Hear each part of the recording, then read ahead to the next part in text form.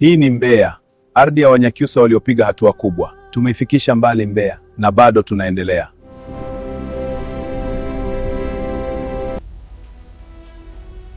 Watu wanajenga sana huku, ni hatua ya mbele. Isanga inaonyesha nguvu ya elimu kwa kizazi kipya. Elimu imebadilisha maisha. Ndio msingi.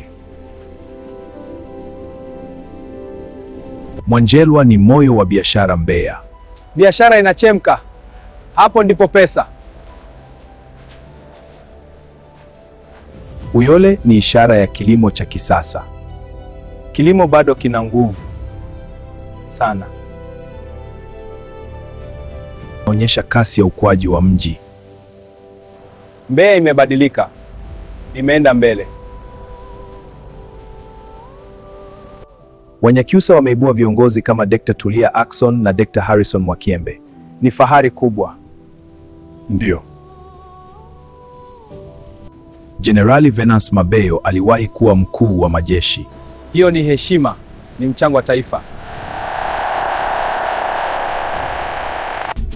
Katika muziki, majina kama Rivani na Estukizi yametoka Mbeya.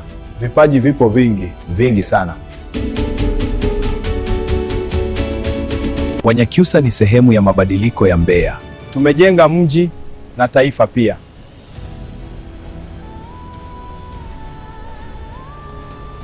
Mbeya inaendelea kukua na Wanyakyusa wako ndani ya historia hiyo. Jivunie ulipotoka. Sisi ni Wanyakyusa.